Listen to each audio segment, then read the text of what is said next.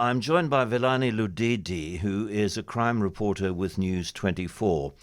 Velani, good afternoon to you. Thank you for your time.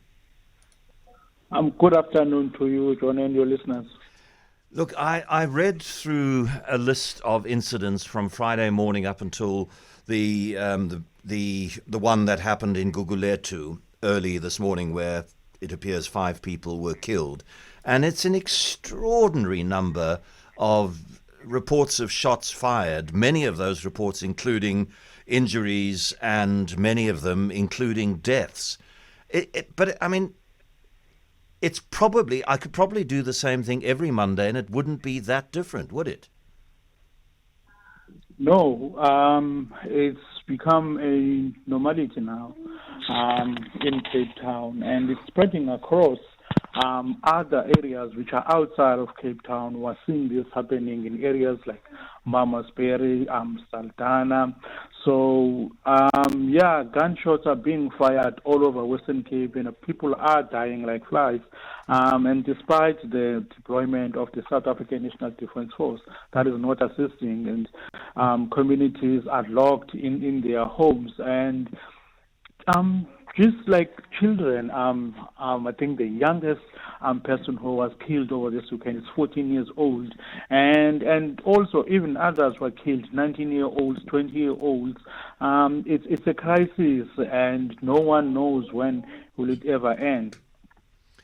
You mentioned Malmesbury, Saldanha, places like that. I believe it's happening in Franschhoek as well, the area on the left as you're driving into Franschhoek. I'm told by people who live there that has also become a place. And if you live close, you're hearing gunshots regularly throughout the night and even more regularly over weekends.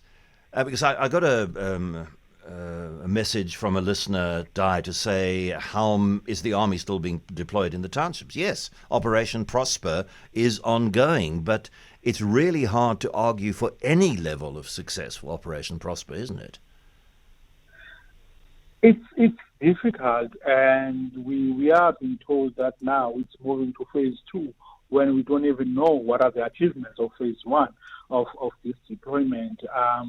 As I've said this before, at this point it just feels like it was just a money-wasting scheme where soldiers are being... We were also promised quite a high number of soldiers, but the numbers that we are seeing are low. And also you can see, watching from a distance, that it's just people who are patrolling on the roads. There's no intelligence involved, and it's not assisting at all. And we'll always call for at least let it be intelligence driven, so that if they do come in areas, they're coming known to the exact spots where they are going. So now they are more of a force multiplier, patrolling streets with the police, and criminals do see them when they come, and they just hide. And then as soon as the last van leaves, criminals are back on the streets, it's defeating the purpose if we're going to have soldiers who just come and patrol. They are no different from local CPFs. They're just armed. That is the difference between CPF and the soldiers. Yeah, and I don't know whether that's an argument for arming the CPF. I don't think it is, but there's I don't know what the answers are. I really don't. One of I read out this roll call, a terrible roll call of stats that we got from Fight Against Crime South Africa, and one of them, one in Kayamandi, where 3 citizens were shot dead and 2 police officers were injured. That was explicitly mentioned as extortion related. And when I first read this morning on News 24 about the 5 people being killed, 1 person injured in a shooting in NY50 in Gugulethu, that was fairly soon after midnight earlier today, I thought there was a high probability that was going to be extortion related as well. Have you picked up anything on it? Mm-hmm. Yes, it is indeed extortion related. Same as the shooting before that. Kayamandi has had quite a number of shootings, and they are extortion related. It does appear that gangs are forming that side, and they're fighting over territories, businesses to extort, and it sometimes leads to these attacks. But also we we saw also an attack in a farm. I think it's called the Nicklingshof. Also, on the evening of 24 July, where three armed assailants were wearing balaclavas, armed with crowbars, attacked the couple before stealing items at their residence. So this is a Stellenbosch area which was a bit quiet, where we were not paying attention to, but now we're seeing this incident. But there is a quite a group of extortionists which are in Stellenbosch. But also what I've also picked up is that there are groups that are also coming from Cape Town but are having operations in Stellenbosch.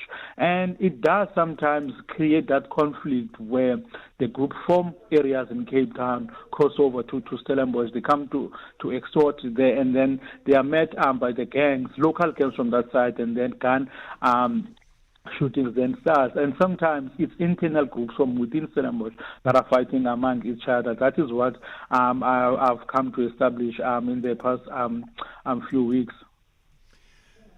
Yes, traditionally there's been gang warfare. They're fighting for turf, they are fighting for control over the things that make them money, which is mostly, it appears, drugs. Maybe it's movement of arms as well. And now the extortion business and the willingness of people to kill in order to make the point, pay up, or this is what happens to you, because it does appear stripped to its most basic. That's what a lot of these killings are. You didn't pay, we're going to shoot you dead, and we'll scare other people who haven't been paying into paying now. And that's complicating that picture. That's adding another level of causes for terrible violence. Indeed. And you see, the new dynamics now, which we have been picking up for the past few months, is that extortion it's no longer organized as before.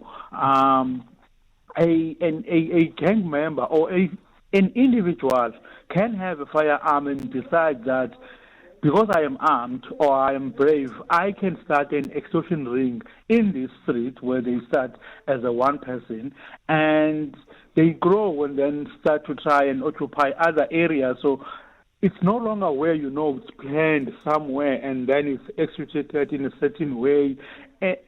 So the presence of illegal firearms it's making extortion rise. And I remember speaking with the outgoing police commissioner who said that is one of their most pressing challenges is illegal firearms, which are finding their way into the streets of Western Cape. We're seeing now also an influx of these illegal firearms coming from the border, neighboring countries such as Namibia, Angola. Those firearms are found in streets in the Western Cape. Last time I checked, there was going to be a meeting between the local police and the Namibian police, because there are people in Namibia who still have firearms which are registered in South Africa. These are the people who were under South Africa during the apartheid days. So those firearms are also being picked up in the streets when there are these searches happening by the police. And then also there are deceased people's firearms which have not been returned. They are also on the streets. I think the last, when we were counting the last time, it was over 60,000 of those firearms which are unaccounted for because there's no system to trace those firearms. Some people have moved. Some people are keeping those firearms in the safe because to them it's a precious gift, or others do not even know what to do with the firearm. So there are that challenge that the police are facing to try and curb this violence by trying to collect these firearms and try to stop the coming in of firearms from the neighboring countries, which is proving to be quite difficult for SAPS in this province. Velani Ludidi, crime reporter with News 24. Thanks for joining us this afternoon.